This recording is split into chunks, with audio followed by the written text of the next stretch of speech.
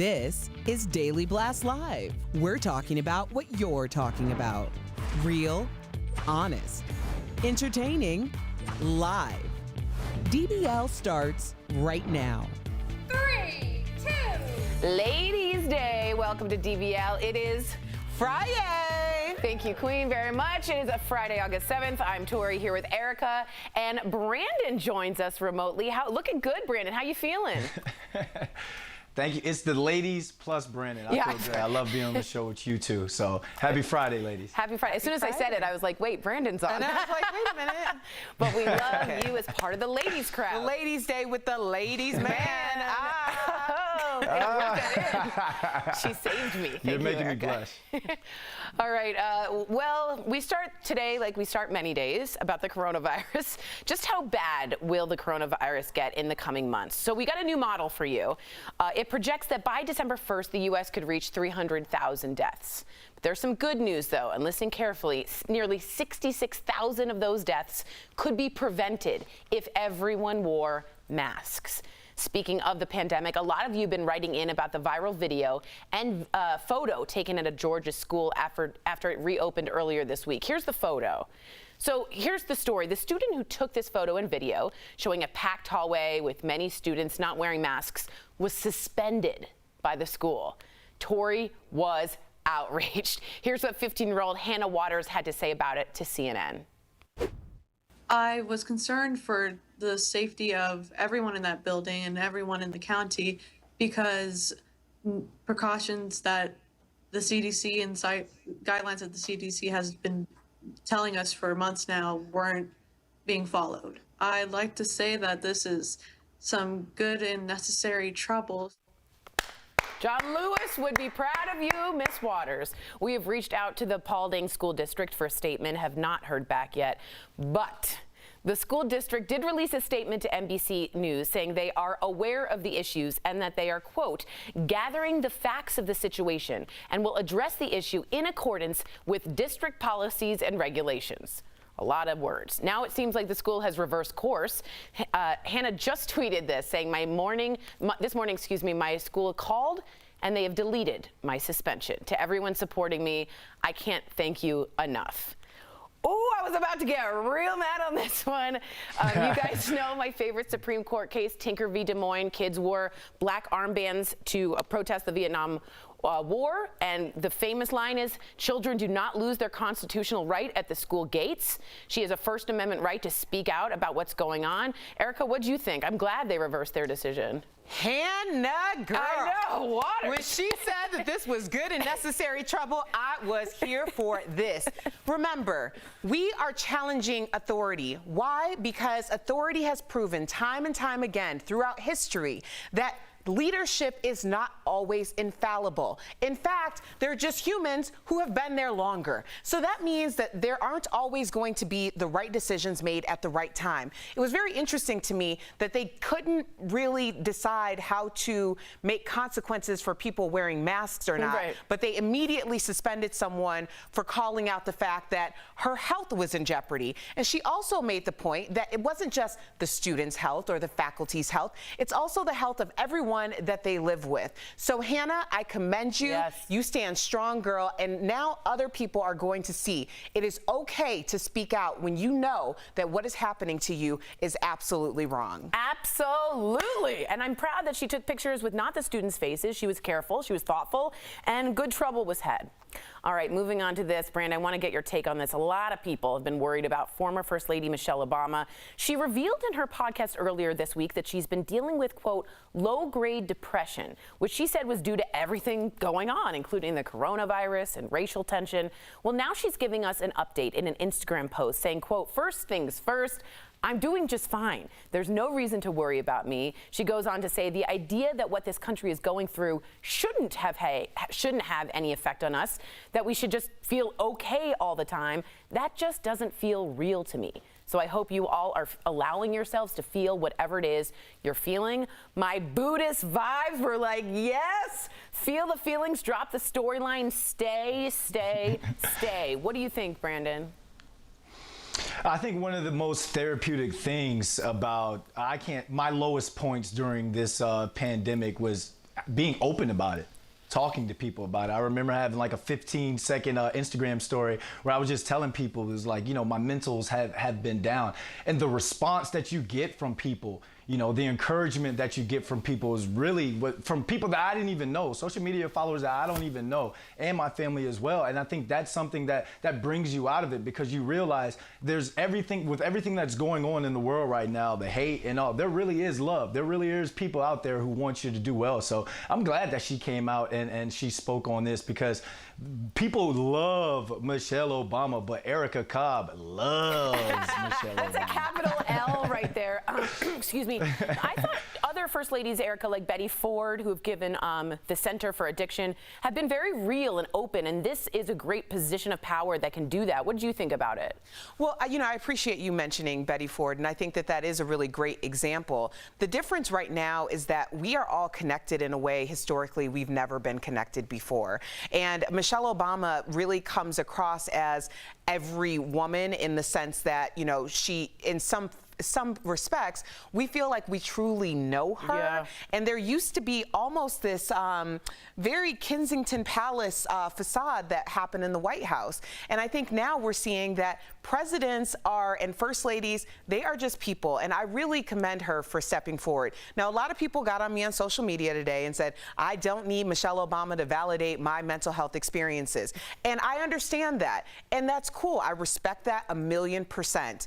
However, some people do find comfort in the idea that they are not alone. And when you see someone that is a reflection of self in some capacity saying, you know what, I'm giving myself grace, it sometimes allows some of us to give ourselves grace too. Totally agree. The Buddhist says, treat yourself like a mother bird to a baby bird with self-compassion. It should be that gentle. Before we go to break, we've got a couple of viral videos for you. A quick warning for viewers. This video is a little graphic. First, a man in Turkey is lucky to be alive after he was nearly hit by a bus he was waiting for. Good Lord. He jumped out of the way and missed being completely crushed. Oh my gosh. The man escaped with only a leg injury. I have to read and watch, and I'm like, oh my God. Up next, you've got to see what happened to a woman on a moped. So she had a bad day. She was hit by a car, okay? And then she was knocked off and then into the storm drain. Luckily, there's love, as Brandon said. Thank you, Brandon. A group of people, when Good Samaritan stepped in to help her, they pulled her right out of the storm drain. Yeah, that's an 11 out of a 1 out of 10 bad day. It's not good. We're sitting there watching the two extremes when it comes to luck. You know, luck and fortune. You know what I mean? That's almost incredible. But there's a saying that we say to the guy that almost got hit by the bus, but it missed. That's God. That's God. That's God right there. Is that? That's God. I totally agree with that. Look at this. If So he had the gone moped, 1 inch I don't know the who other it was way, on the moped though. Yeah. Moped girl's not having a great day. All right, well, Brandon, we're going to stay on Erica's face because it's all of us. Stick around. Coming up on DBL, our medical pro, Dr. Fayal Kohli's back for another Friday Fact or Fiction segment. I can't talk today. She's clearing up more coronavirus confusion for us. Plus, when a teen pregnancy shook up a family, you will see how a mother used TikTok to highlight the bonds between her and her daughter. And take a look at our studio. The majority of our employees, they are working from home to help stop the spread of COVID-19. We thank all of them. Please wear your masks. We'll be right back. Do you have a life insurance?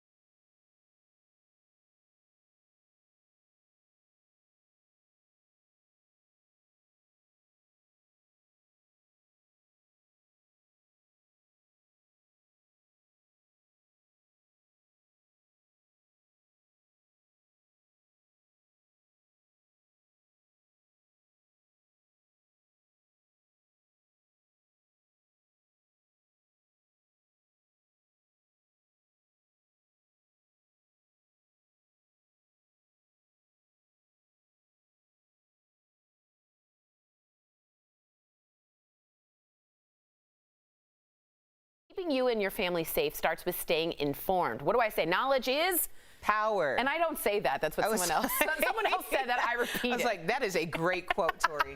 That is something I repeat, let's be honest. There's a lot of misinformation out there these days, and knowing what's right or wrong can be tricky. That's why we bring in this woman in jade green. She is an MIT doctor. She's wonderful. Welcome. Today is my favorite. It's Fact or Fiction Friday. So help us out by saying these popular beliefs by COVID-19 are fact or fiction. We talked about this earlier. Let's have an expert weigh in. It says a national mask mandate would save thousands of American lives. Doc, hit me. Is it fact or fiction? This one is absolutely fact, Tori. And we've been talking about a mask mandate all week long. Now we have the science to back it up. The IHME released a new model, as you just talked about, that said 66,740 lives would be saved if greater than 95% of people wore masks. And to me, something so simple like wearing a mask can save 66,740 people with hopes and dreams and wishes and lives and relationships. I mean, it's just incredible, the impact of the mask wearing. Wow, thank you for that. That's good to note. Everyone take note. Now, our next one says, you can't have immune cells against this virus unless you have been infected. Is that fact or fiction? This is a good one. This is a tricky one. This is fiction. So new science is telling us that you can, in fact, have immune cells called memory T cells that you have because you've been infected with a previous strain of coronavirus. Not this one, but they can protect you against this virus as well. And this is our first clue, you guys, as to why some people are getting so sick with the virus and some are asymptomatic or have mild symptoms. It could be exposure to a prior strain that explains the difference. Oh, I see. This one says, because everyone is wearing masks and washing hands, I don't need to get my flu shot this year. Is that fact or fiction? Another fiction. So it's true that the incidence of flu is probably going to go down because people are wearing masks and washing their hands. But I have to tell you, this is the worst season to get the flu in, because if you get the flu and end up in the hospital, you're going to get put on a COVID ward because there's so much overlap with the symptoms, and you're going to put excess strain on the healthcare resources. So definitely go get that flu shot. Wow. And the window to get it is September to October. You don't want to get it too early because then you're not protected late in the season, and you don't want to wait until after October because that's too late. Good to know. Wow. I'm putting that in my calendar. Yeah, now. I was like, Remember dang. to get flu shot, September, October. Now, our last one says, since I am high risk, I should avoid the doctor's office because it is a high risk environment. Fact or fiction? This one is now a fiction. So when we talked a few months ago, we told those high-risk patients to stay home and avoid the doctor's office. But now that we're shifted into this pandemic mode for several months or even years, it is important for those high-risk people, especially those with chronic medical problems, to maintain care with their doctors. So I would recommend virtual visits to try to understand whether you need to come in or not. But it's not one of those that we have to avoid the doctor's office at all costs, because doctor's offices are some of the safest places that you can be right now. Yeah, and I know I've talked to you personally about this. My mom is an immune compromised person, and she's had to go to the doctors. And at first, I was so worried, and then it seems like things have shifted a little, that you're more comfortable with that. So I really appreciate that update. Also, someone says you're in pine green. Excuse me for saying you're in jade. Thank you so much, Dr. Coley. You'll be back next week. If you do have a question about coronavirus you want answered by the doc, write us on social media. Email also at info@dailyblastlive.com. There's no panic, just prevention and precautions. We'll be right back.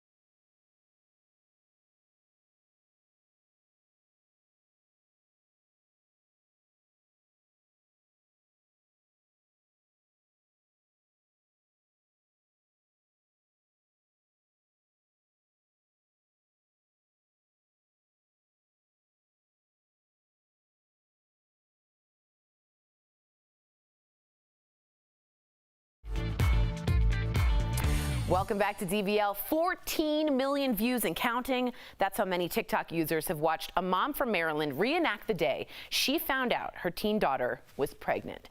Earlier, I spoke with Nicole and Angelina Hennessy about their video and how they hope it helps other families. That's today's DBL Spotlight. It's just a song, an inefficient way to move the story along. I'm done. Talk. We're trapped inside a musical. At least I'm here with you. Nicole and Angelina, welcome to DBL. First things first, Angelina, you are just a couple weeks away from welcoming your baby boy, Mazel Tov. How are you feeling? I'm feeling very tired and nervous and excited. A whole bunch of feelings. It's a little overwhelming, but I'm definitely excited about it. And I bet it doesn't help when people ask you, how are you feeling? Because you've got 1 million gazillion feelings going on. So when your mom came to you and told you she wanted to make this video, what were your initial thoughts? I was very open to it because I think that a lot of people going through my situation need to hear and see that they're not alone. And it's your choice, whatever you do, and to be happy with what you decide to do. So you were open, you were flexible. Nicole, the response to your video has been mixed, especially the section regarding Angelina's 3 options. And I just want to know if you have any regrets about posting your original video, or do you stand behind it? I don't wanna make it stop. Oh, I can't stop singing.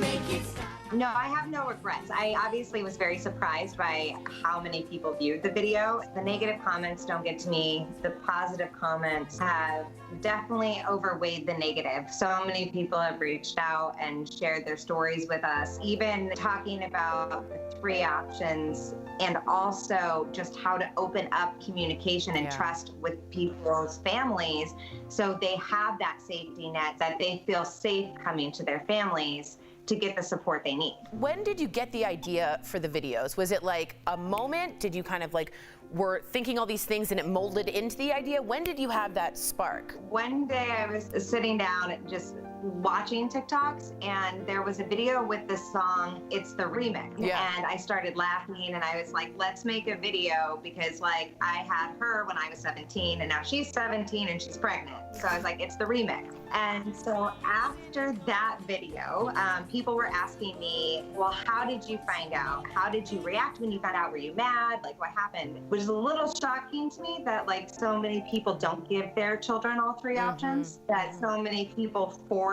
whatever decision they think their child should make on them. I also just want to say thank you because I think whether or not you agree or disagree with the video, you opened a door of communication that had, I think, previously been closed, and you did it through TikTok. So you made it like very relatable in that way. I agree, and it's exciting to be the family that got to help open that door of communication because there's such a stigma with teen pregnancy. When other people speak out, it makes other people feel less alone. Yes. And hopefully it'll help open up the door for other parents to stop raising their children with the idea of fear. Like, if you ever get pregnant, I'll kick you out. If you ever get pregnant, you're on your own. But when you do that, you've created enough fear that I have teens reaching out to me, asking me how they can break the news to their parents because they're like 5 months along and haven't told their families because they're terrified of their reaction.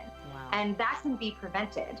If you're open and honest and set boundaries, then anybody can get through it, but everybody needs support. Wow. Compassion and empathy, not living in fear. Nicole and Angelina, thank you so much for joining DBL. I know the 2 of you are hoping your story opens that door, like I said, to more kids having these honest conversations with their parents. To follow their journey, you can visit their YouTube channel, The Hennessy House. Thank you for helping share our story. Absolutely. We'll be right back. Promotional consideration is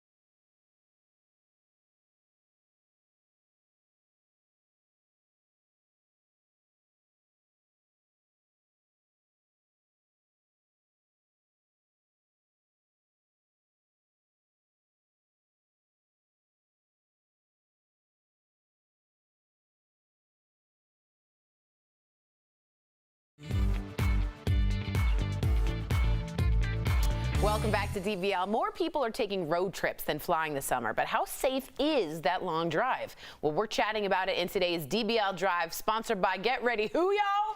CarShield. Yes, that's right. According to AAA, U.S. travelers are making more than 680 million road trips this summer. What? But a majority, that's twice the American population.